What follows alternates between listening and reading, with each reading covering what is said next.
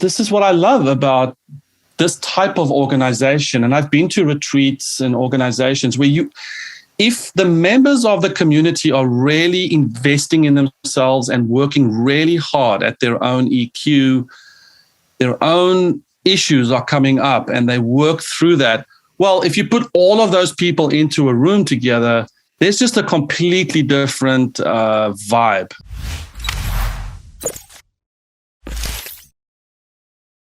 I think most of the audience already knows who you are because I've talked about you quite a bit, but I was hoping you could give like the 30,000 foot origin story of who Etienne de Bruin is. Okay. Well, thanks for having me, Joel. It's been a while since our RVs collided. So yeah, my name is Etienne de Bruin, born and raised in South Africa. Known since a very early age that I would be coding and working with computers. Ataris and Commodores made it down to South Africa, and so and then I decided to get my computer science degrees and in Stellenbosch University, and then I joined the early stage of the banking sector and the internet. So we built SSL relays so we could re-encrypt traffic between consumers and banks. Being outside of the US, we had the export restrictions in the size of the keys that we were allowed to encrypt data at with the US-based browsers. And that created a whole industry for us in VPNing and in firewalling and in tunneling, and that got me involved in those category of startups. And I then got an opportunity to move to Germany with an acquisition in the late 90s. And then my wife and I, and then in 2000, we moved to the United States. And I joined a biotech company. It was a massive step backwards for me. It's the immigrant story. Do what you can to sort of get into the country. I was reconfiguring RAID drives and upgrading Solaris systems and sitting in the dungeon till 3 a.m. So I was super damn embarrassed about what I was doing compared to all this cutting edge work I was doing. But anyways, that led me to my entrepreneurial journey. So decided to, once we got our green cards, decided to start my own company with a friend of mine. And we built a company that I basically, beautiful story of first line of code all the way through to selling it off. And during that time, I started 7 CTOs, and I was still am very passionate about connecting tech geeky types who also understand that needs to create business and livelihood. And I like to get those people talking to each other in a very sort of intentional, intimate way. And that is how 7 CTOs was born.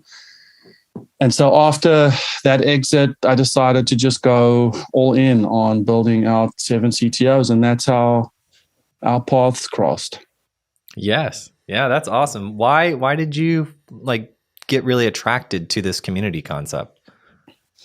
Well, I was, it's interesting. I think it was fueled from my, this is going to sound interesting, but I think it was fueled from our isolation in South Africa. When I grew up in a time where we were boycotted, left, right, and center. I mean, you couldn't see a show, you couldn't get a record, artists weren't coming out.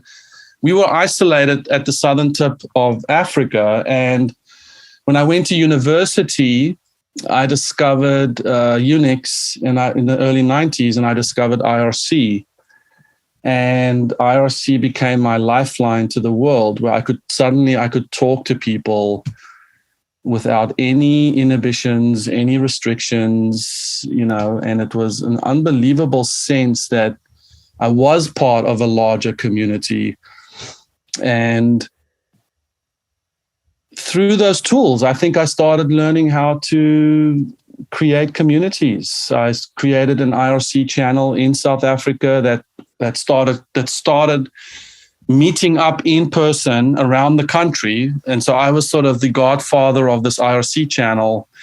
And it was a very strange feeling to see what can be done and how people's lives can change through opportunities, through growth.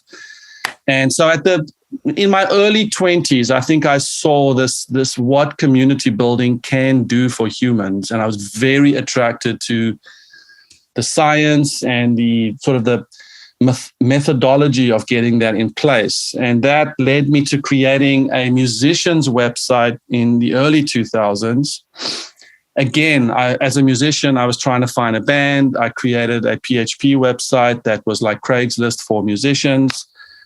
And I just saw that our website was creating bands around the world. And every step of those sort of startups led me towards this idea that if we can get the right people in the same room at the same time, we can actually have like that massive multiplication effect on what people can actually achieve. And that's what I saw for CTOs. I was a lone CTO in a startup with hundreds of other startups with CTOs all trying to do their own thing, reinvent the wheel. And that's where I started applying this idea that what if I could get everybody to chit chat and to talk to each other. And so I often think I'm in a strange dichotomy of I'm a geek coder, but I'm also a raging extrovert. And so I don't know if I'm trapped in the wrong body or if the right mind is downloaded into the wrong body. But I wouldn't rule out anything at this point. I think all options are on the table. Yes, I think this simulation piped the wrong shell script into my brain. But anyway, so I've always been drawn to the community aspect, and because CTOs, this may have changed over the last how many years, but initially at least CTOs were more introverted, skeptical, evidence-based, guilty until proven innocent humans in the C-suite. And I've really enjoyed corralling them all together. And so explain to me what the experience is like in one of the 7 CTOs groups. It was birthed from a frustration I had. So I thought that if I could get everybody together with meals and drinks and high-end experiences, I used to say, you're not going to get pizza in a cardboard box at a 7 CTOs event. It's going to be nice cutlery, nice experience. So after having many of these experiences, dinner experiences, I thought that I would get everybody into a room and we could have a chit chat. At that time, it was the virtualization of hardware and services. So everyone was debating, should you have your own bare metal servers or should you be in the cloud? This was in the 2007s and 8s. No, this was the 2010s and 11s. So having sort of put together this group of CTOs that were meeting regularly and communing and sharing and enjoying each other's company, we all got together in a room and honestly, all hell broke loose. It was supposed to be a civil discourse between friends. And I tell you what, Joel, it was talk about people were so offended, so upset, so opinionated. And I think all those insecurity cliches came out in every form of aggressive communication that could exist. And so that's when I realized it was a passionate topic because I think a lot of CTOs were being challenged. Hey, what are you doing about your architecture and your infrastructure growth? And there were some people who genuinely thought that leasing computing power was the wrong thing to do. If you're going to drive your car until it dies, why are you going to lease it? Just buy it and then drive it till it works no more. Other people were like, no, well, the infrastructure is going to keep growing, so we need to lease it because we want to keep getting the new goodies. So That was a very strange time for us. I'm sure you were there. I was not in that specific room. You weren't in that specific room. I will tell you, the first time I heard that there's meetings that get like really aggressive, I was interviewing someone on the show. I can't remember who it was, but it was probably about 2 years ago. And they said, as like the most calm passing comment, they're like, yeah, it's one of those meetings where people throw things. I was like, I was like, what type of meetings do you have? I've never been in a meeting. I don't know what happens. I feel like we are amenable, compliant people until the anarchist comes out, and it's just, that's crazy. So I decided, I was disappointed because I really thought I had a model. I wasn't looking to start a business. I was looking at creating community, and I hadn't created a monetized community up until that point, other than my music thing. But that was really just placing ads. So I was very disappointed when I realized that in order for us to have a good discourse that actually moves the ball forward in education, transformation, it's going to take something out of you. I always tell people growth is hard. So you need to put in that effort because it's not going to be fun while it's happening. So that's when I decided to flip to a paid membership model in order to attract CTOs who were at a stage in their company where they wanted to invest the time and the money to really be there for each other. And that's what the forum experience is 7 or 8-ish people get together for a half a day. It's usually 4 hours before work or after work. 7 CTOs provides a coach. So we have a staff of coaches, and we will lead those groups into a 4-hour discussion. And so that forum structure is generally shared learning in the beginning, something that you might not be thinking about, or some thought-provoking exercise, or something that can help you sort of think orthogonally about stuff. And then we go into a challenge processing framework that we've designed at 7 CTOs after many years of people throwing stuff. We've come up with a method that I'm very proud of and really brings the best out in people. And then at the end, we will have someone do a deep dive or a presentation on maybe their architecture. Maybe it's a problem that people really want to dig into and need a bit of extra time to share that with their group. And so month in and month out, these forums are growing closer and closer together.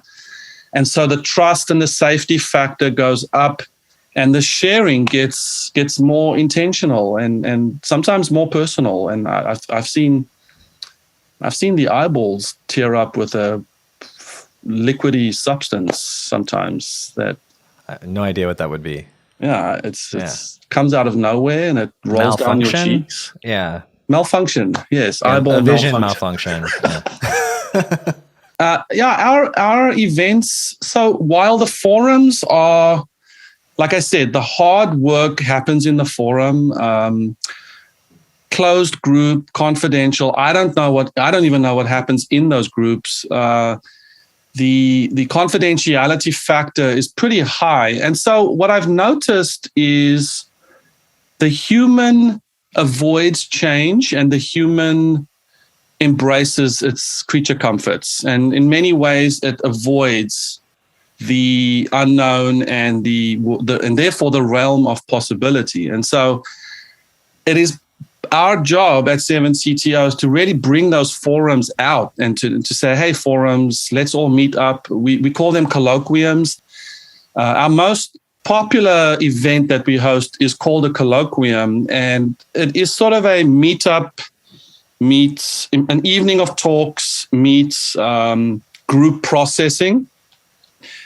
And so we've designed a format where in a colloquium style, you have an expert come in and present on a specific topic, but then you have the groups disseminate that information, and it's not this delayed Q&A that happens between the audience and the speaker. And so we have a very successful and almost an instant integration of people who are able to have group discussions on specific topics. And so those are our colloquiums. We do those around the country. We fly out to cities and we do those. Of course, this was pre-pandemic. Post-pandemic, we've been doing them online. Hasn't had the same effect for me, but we are planning them again for this year. And then what we did was at Salt Lake, we all got together for a dinner, and it was a little bit of a homecoming because we hadn't been out there for a while. And so it was just a fun way to see the clan again and to hang out with everybody. And also there were quite a few members who had signed up for 7 CTOs who I hadn't actually met in person. And so for me, I like to get to know everybody personally. So it was a fun thing. So we do the events and we do the retreats. We have an annual retreat. Everyone comes out to San Diego in November where we do more talks and group exercises to keep this whole collective engaged and learning from each other. And isn't that how like the basis of Elevate formed, through the 0111 conference not happening because of the pandemic? Yes. So what happened was, and I heard you tell this story, which I loved. I listened to it on repeat for about 2 months. Is it your ringtone when I call you? Yeah. It's only 12 seconds, but I enjoy it. So when the pandemic, I felt moved and our community felt moved to host COVID, like the crisis of the pandemic. There was the work from home thing. There was the equipment and the protocols and all that. So we started hosting weekly Zoom calls. Then we had the George Floyd incident that, again, was another crisis that raised awareness around inequality. And there was a great conversation, against sort of racism and all that. And so we just went week in and week out for a couple months there. It seemed like we were, there was just another thing to talk about. And there was a bit of a sub-community forming around being on those Wednesday calls. And so I think I even spoke with the founder of EO. There was a couple of people that I had on those calls to help guide and lead our CTOs through these difficult conversations. And when it became clear to me that something was happening, I think I emailed you and I said, hey, I think there's something that we can do together. And I wasn't actually sure what that was. I just felt a need to reach out to you. Maybe that's what people feel around you. Yeah. And then at the same time, I was thinking about you because we were getting a lot of people asking, hey, do we have a group that we can do through ModernCTO, collect? And I knew nothing about communities. I just know how to do have a production team and write questions that I'm interested in knowing the answers to and finding cool people that are really smart to help answer them. And so that's where my strength is. And so when you approached me and I was like, hey, this is what we're doing, I was like, maybe we should just be partners on this. I loved it. It was really one of those stars align in the universe moments. Because, I felt like 7 CTOs inherently is a forum community. So everybody who's in a situation where they want to invest time and money into growth because their startup is scaling or because, it's usually I would say when you start hitting like the $5 million mark and upwards, or Series A or B, we start attracting those types of CTOs. With Elevate and with the community product I had at that point, we had many CTOs who didn't want to do that, but they still wanted to feel part of the community. And that's where I think you and I felt there's something we can offer them that is just more of the Wednesday calls. We do a lot of breakouts in those calls. So we have a nice taste of what happens on those calls on Wednesdays. for our community. And we've had people, honestly, I mean, I think you've seen this, but we've had people that have not skipped a beat since we did those first calls. There's a handful of people that are there every single time. And sometimes they're on their like bicycle doing a workout. Sometimes, they're in their arcade or whatever it may be. But yeah, there's definitely some really great personalities that hang around frequently. So I did want to talk to you, like you were just discussing, the point at which people go or have a need for 7 CTOs or sort of realize they had a need for 7 CTOs. And for me, when you were talking about that, what was running through my head was those first times, like when your company starts to grow and now, it was you and, your founder or, you and whoever, your small team, but now there's new people in the company and they're sort of speaking a new language and there's new problems and you sort of feel like fish out of water. That to me is when I hear people at that stage, that's typically when I recommend them to go to 7 CTOs over Elevate. And that's because with the 7 CTOs, well, first of all, most of them, I think most of them are in person, right? Like it's about 50-50. Oh, it's our fastest growing format is actually the remote, the Zoom calls.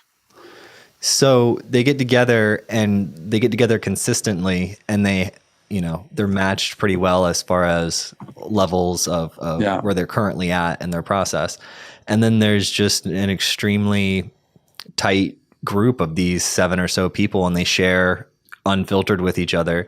And, when I showed up in Austin, you can feel that bond between the group that's been together. Like it's pretty cool. I love it. I love that you saw that. I think there's a sweet spot for that where when they start getting to the vulnerable shares, the intimacy in the group is pretty high. And yes, you definitely saw that, and I felt that not having been with them for almost 2 years. It seemed like they had been through a lot together as the group, and this is what I love about this type of organization. And I've been to retreats and organizations where if the members of the community are really investing in themselves and working really hard at their own EQ, their own issues are coming up and they work through that. Well, if you put all of those people into a room together, there's just a completely different vibe. There's a openness, there's a curiosity, there's a willingness to converse, there's a willingness to help. I can't tell you how shocked I was about 3 or 4 years ago when I realized that people were just doing their own calls.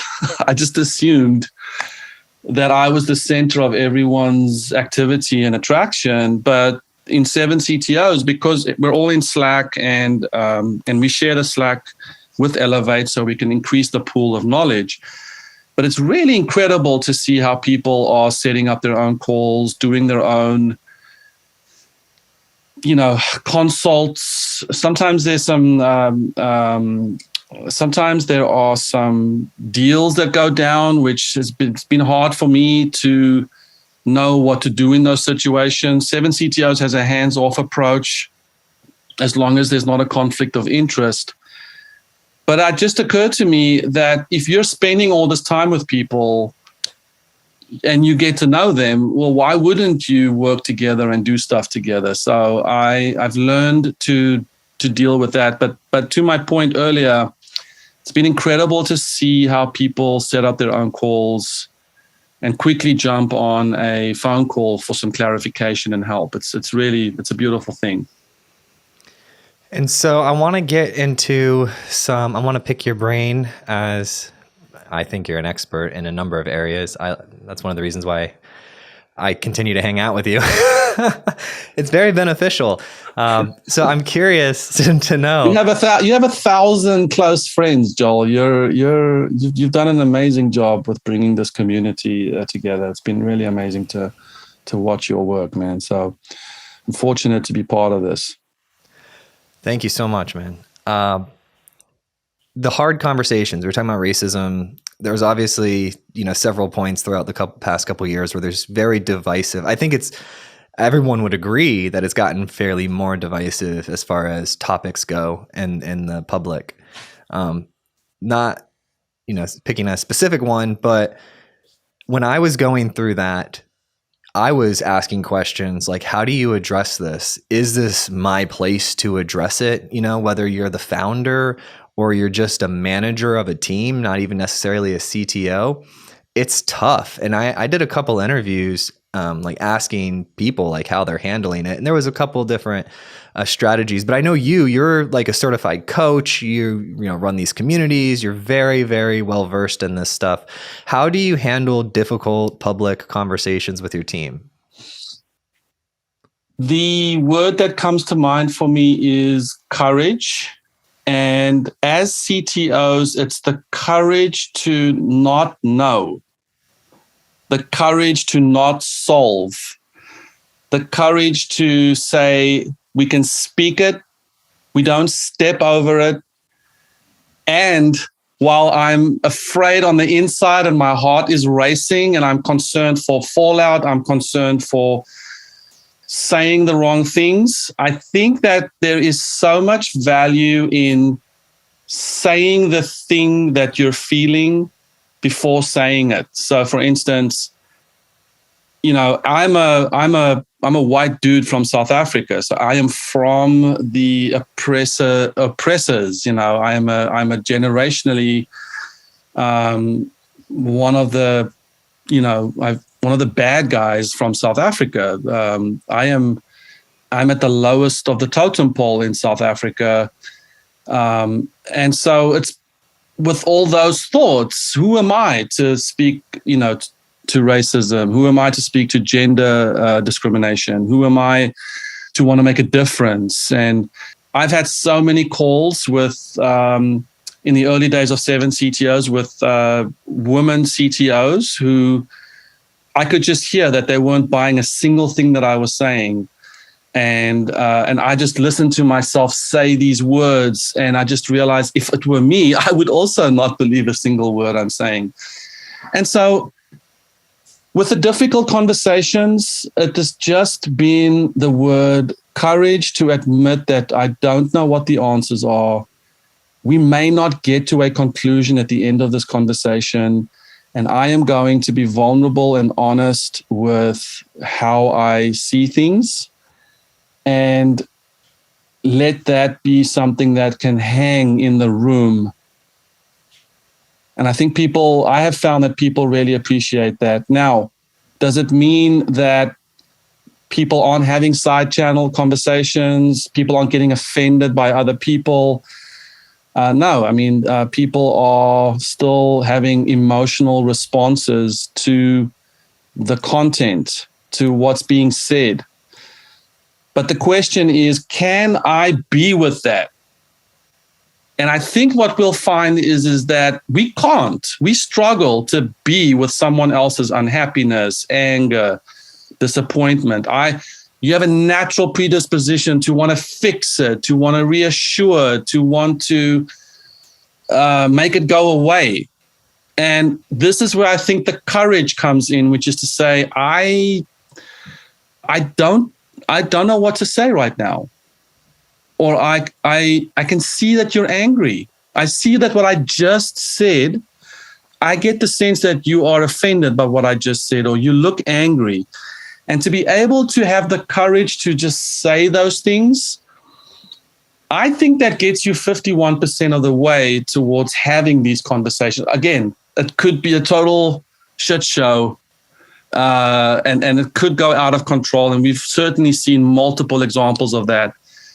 But I think it is when we are able to say, I'm going to sit with this right now. Let's be together around this. We don't have the answers. We can't solve it. That has been the approach that I think has worked, especially for us as we manage this community. Thank you. Now, I'm thinking about, the difference that we have in interacting with CTOs, right? Because you interact with a ton of them because of the groups, and for a long time, you were the person doing all the onboarding calls and all of that before your company grew a lot.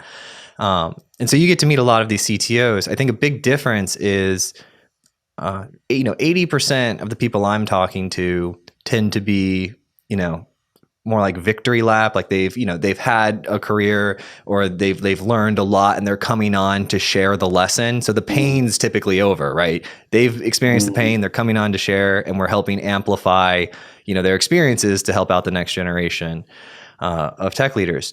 But you are constantly meeting people. Like 80% of your people are people that are in this like crisis transition moment saying like, help, I need to be plugged into a community, A, B, and C is happening. I think they might pick another CTO because we just raised $192 million and they don't, there's questions on if I'm qualified and all of these different things. And so I'm curious if you had to sit back and sort of like take inventory and identify some trends. What are a couple, or what's at least one trend that you see when people are coming to you? There's a couple things. Probably the number one thing I see is the word like-minded people. So there's a revelation for the person that, wow, I can't be the only person facing this. I need to talk to other people. Now, I am generally sad at how long it takes people to get to that point. Sometimes, and like you said, sometimes they're under fire. They can see blood in the water. They are starting to plan their exit. Now, those aren't people that are great for 7 CTOs. And in fact, we basically just send them out to career coaches or, we aren't taking those people. A lot of them want to start a fractional CTO career or a consulting career, and that's also not great for 7 CTOs. Our specific portfolio of client isn't great for them because we want to make sure they get into a forum where they're all actively struggling with the same things. So there's usually a moment. I talk about the middle management problem in our case. It's people who either feel like they have to put a middle management in place. In other words, their own fingertips can't get the work done anymore. They've got to start relying on other people. So that's pretty early. Then there are people who land, like you said, they land the exorbitant funding. And I talk about this from the scarcity mentality to the abundance mentality, which is as a CTO, and I know you have this experience, we are really well trained in doing as much as we can with as little as possible. How can we get as much out for as little investment possible, either because we're early stage or because we just feel like we can do things ourselves? Or our natural disposition is not, I'm going to go hire more people. Our natural disposition is, I can find more tools to solve these problems myself, and that goes throughout your engineering teams. So the real problem comes in when your C-suite starts looking at you and saying, hey, we need 50 recs filled in the next 12 months, and you suddenly have to spend money.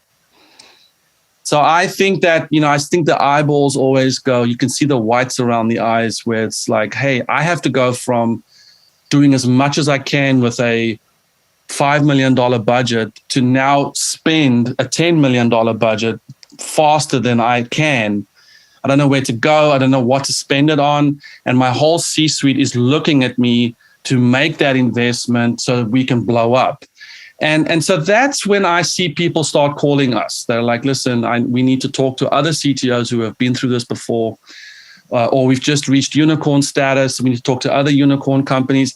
And when I say talk, people at that point are generally aware that this is not a quick networking or an advisory conversation, but that this is going to take several months of growing with people. So that like-minded vibe is what we see a lot. And that's what I see a lot of CTOs struggle with. And then they come in needing that sort of help. Nice. As I was talking to you, I was just mesmerized by your background. It's working. Thank you. That's its intended design purpose.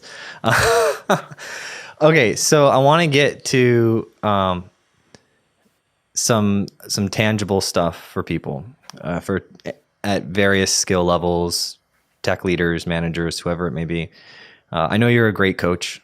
I know people see you as a great coach. I know you've done your certifications and all of that type of stuff. But if you had to, teach somebody how to be a great coach in like 5 minutes over a podcast, where, other than telling them to join Elevate or 7 CTOs, what would you, what would you tell them? Where would you tell them to focus?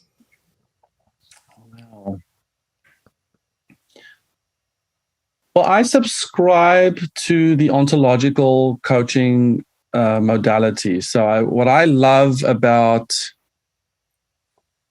the ontological way, in other words, coaching towards someone's whole being,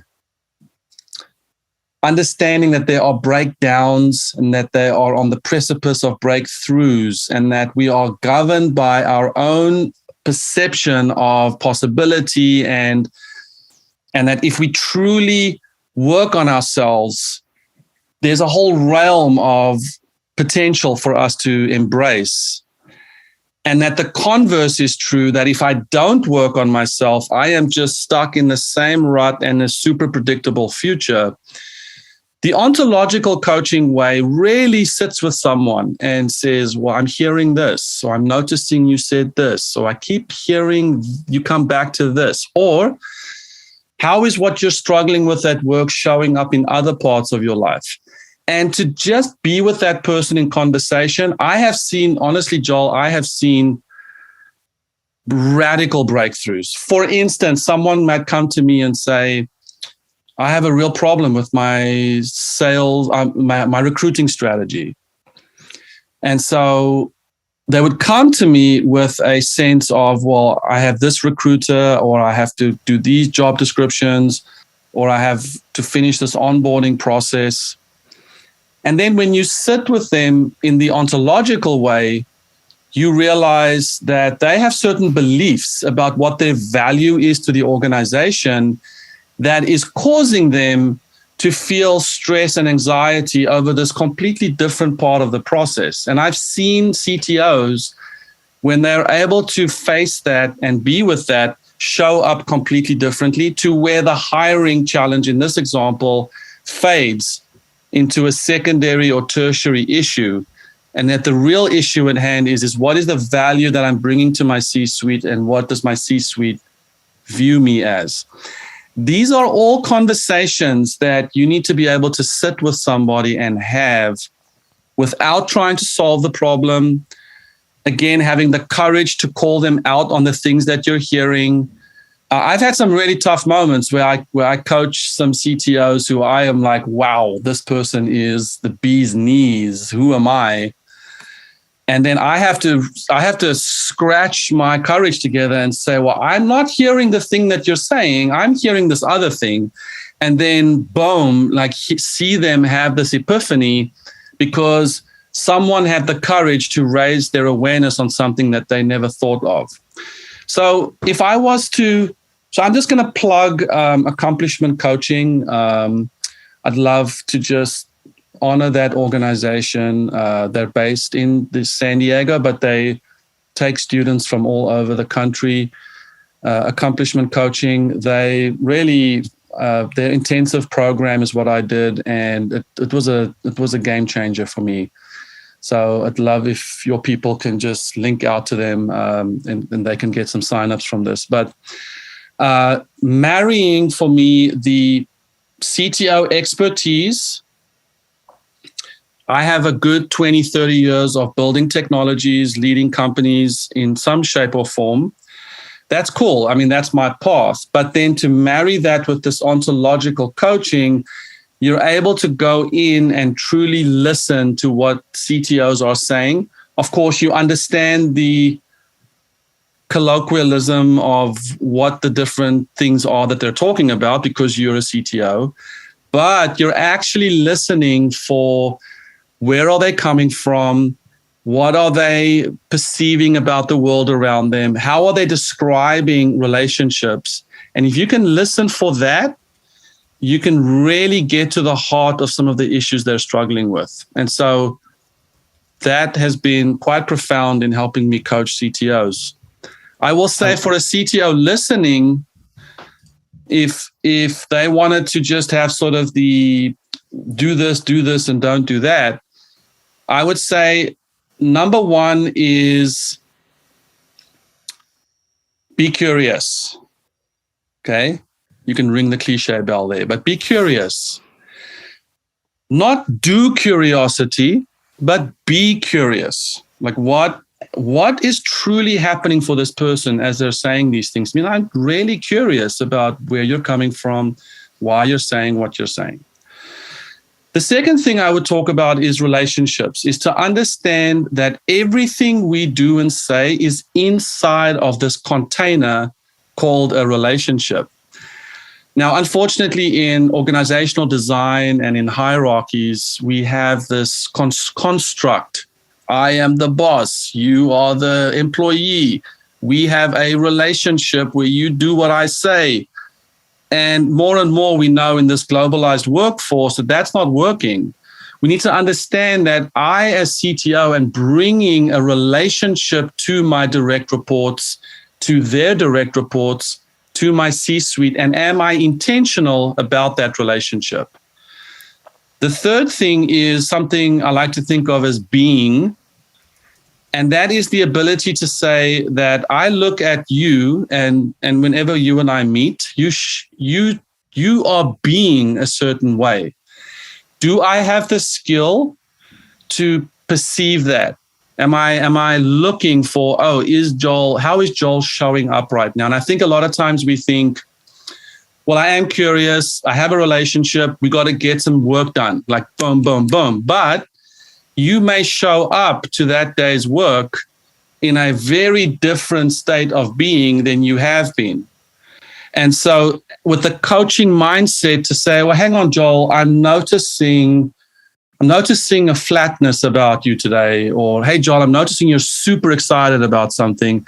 To be able to just say, hey, I can speak to that. I can notice it and I can say something about that. And then you get the opportunity to actually share with me what's going on for you. And because I'm curious and because we have a container of a trust relationship, I actually have the opportunity to coach you through what's going on for you. And then the fourth thing is something we've worked on quite a bit at 7 CTOs, which is we call the essence.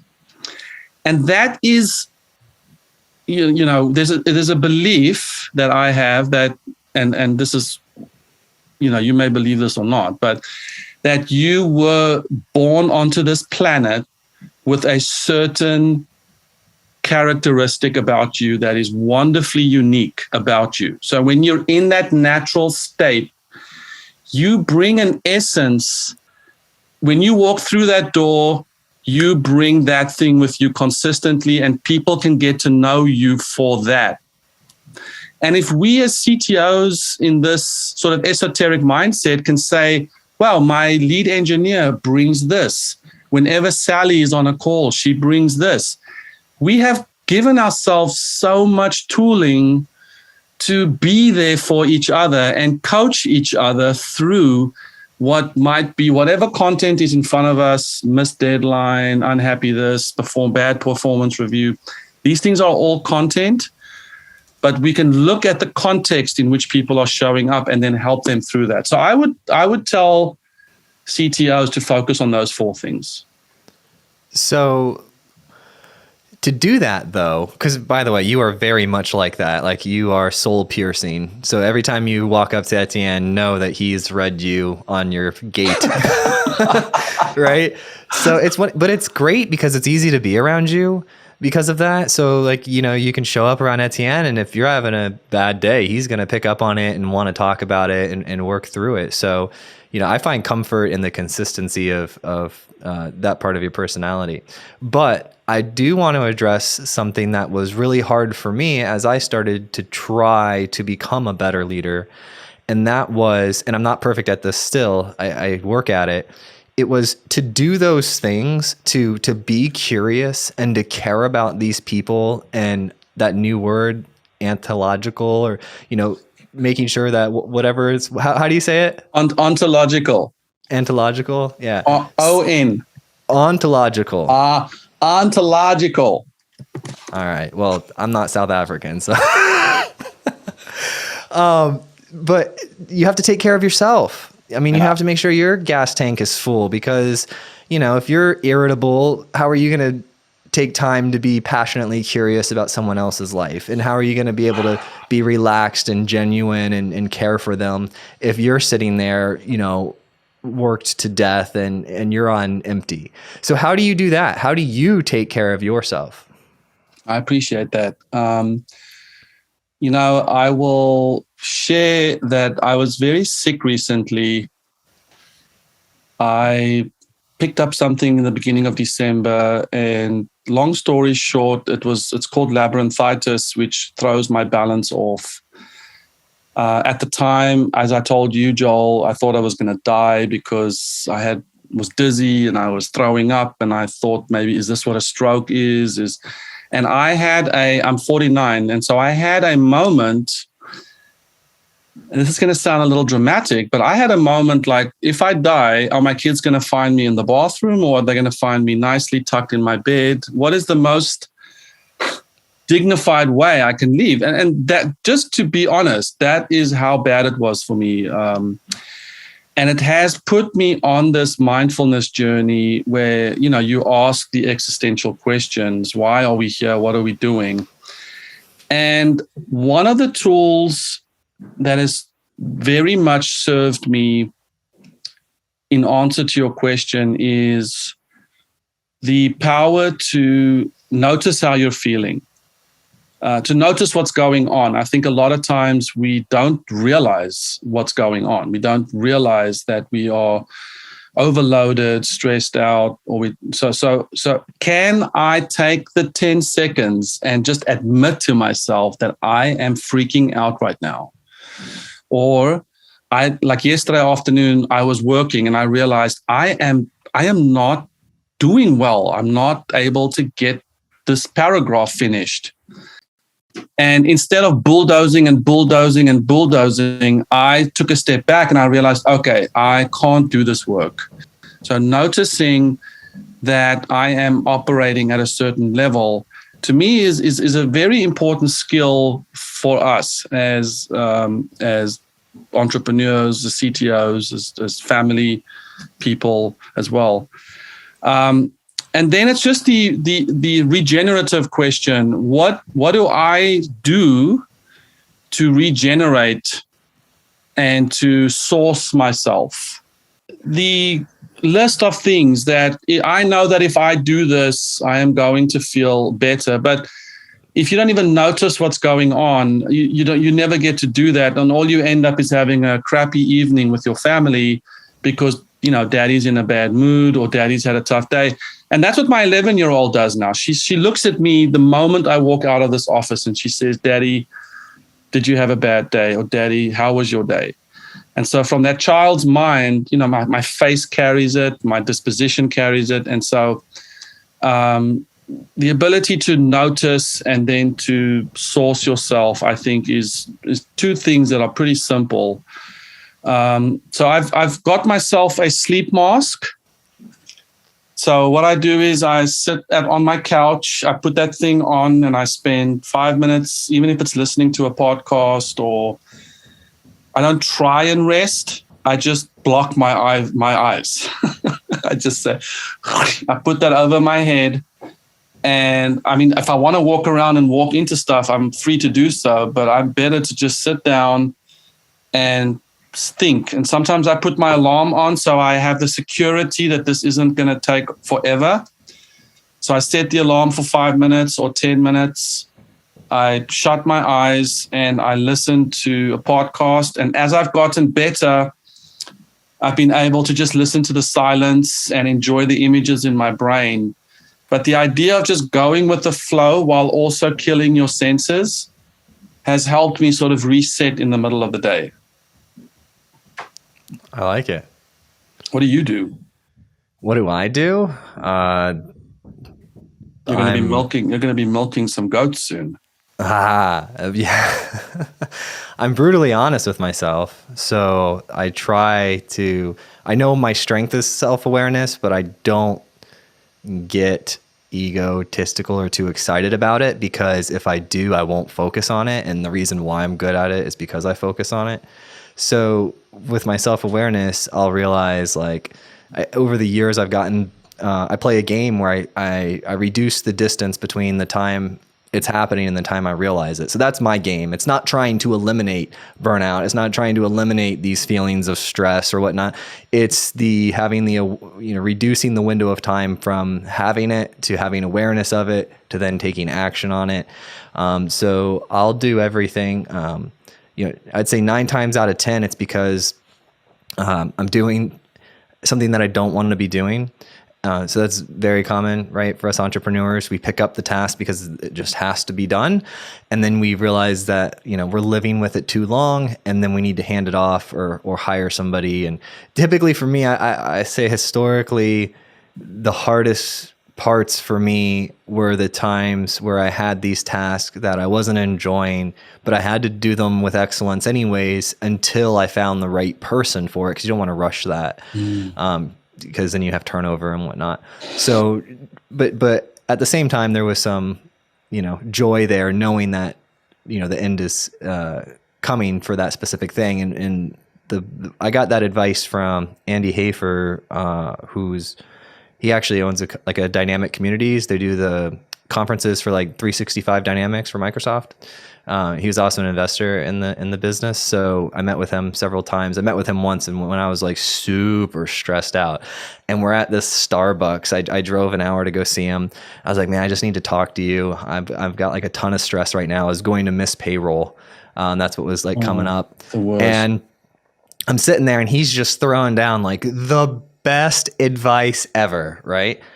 And then the 16-year-old was that was sweeping up I could tell he was listening, and he came up after Andy finished talking. He goes, "That's really good advice. That's the stuff you see on Instagram. That's really good." I'm sitting here having the worst day of my life, and I'm just shut up, go away. I'm trying to have a moment here. That's hilarious. It was funny. It was funny. But yeah, it was good advice. So for me, that's what I do. I try to reduce the time, and then, typically it's giving up a task, or sometimes it's because I'm not spending enough time with my wife or investing hard enough in my wife or my kids. And maybe there's nothing wrong at work, but I'm not as good at work because I'm not taking care of my personal relationships well. And then that'll be a sign where I'm okay, now I just need to put work aside. I look at my calendar, determine my essentials, make sure those get done, and then, show up for my family as best I can. So I love what you said about that realization that you had to go talk to Andy, to go get out of your head and actually say it to people. And I agree with that. I think the tendency to say, I'm going through this and it's just me and I've got to fix myself, versus I am now going to call someone up and I'm going to spill the beans. So I think a lot of times there's that self-judgment of, oh my goodness, I shouldn't have let this happen, or only terrible people let this happen to themselves. So the first thing I have to do when I talk to somebody is admit those things. And I'll never forget, I was in a very, very stressful CTO situation, very stressful. And everything inside of me was, you're a terrible person. Great CTOs would have nailed this situation. You let this deadline slip. You didn't run these certain tests. And I felt horrible. And at the time, 7 CTOs was prominent. So I was like, oh my goodness, the founder of 7 CTOs screwing up as a CTO. And I'll never forget, I called up 2 or 3 people in 7 CTOs. And I said, hey, I need to tell you something right now, but I screwed up. And I started spilling the beans about how I was struggling, and I can't tell you the compassion and the love, and I'm sure you experienced this from Andy as well, is that innate need we have to just be there for each other and say, you know what, it's okay. It's wonderful that you said it. And that was what I got. And actually, the fact that I did that gave me the courage to make certain decisions, which ultimately led to me leaving that organization. But I got coached on what my resignation letter should look like, how to set it up in a way that is good for succession, and how to do it in the best possible way for the teams that I had built up over there. And that, I don't know how I would have come up with that by, reading a book or, writing a blog post. I really, that help we get from our fellow people, fellow human beings in that is nothing beats that. Absolutely. Some things are just meant to be done between humans, And so that ability to say, I am in trouble, I need help. Boy, I think CTOs really struggle with that. Yeah, and just to be clear, that my story was like 3 years ago. So if my team's listening, we are not missing payroll. Everything's okay. But, I went to a friend yesterday and I was really struggling with our payroll. No, they're like editing the podcast, and the editor's like, do I send this to other people in Slack? No, you've done an amazing job, Joel. I remember when Modern CTO just started, and even in our community, we have a few people who refer to your book. Yeah, and this guy in Modern CTO said that at this stage you should be this, and at that stage, and I just, I'm like, hey, that's my friend right there, man. That guy's amazing. So I think for me, I get the benefit of talking to the people who benefit from my organization. I think someone like you who has a far wider reach, you don't even know who you're impacting by, and I really just want to encourage you, man, from our side of the fence, you're doing some really incredible work. So, and I know you've also navigated, your own stuff, and it's been amazing to see you empower your team to do the interviews. So it's really, you're doing some good stuff, man.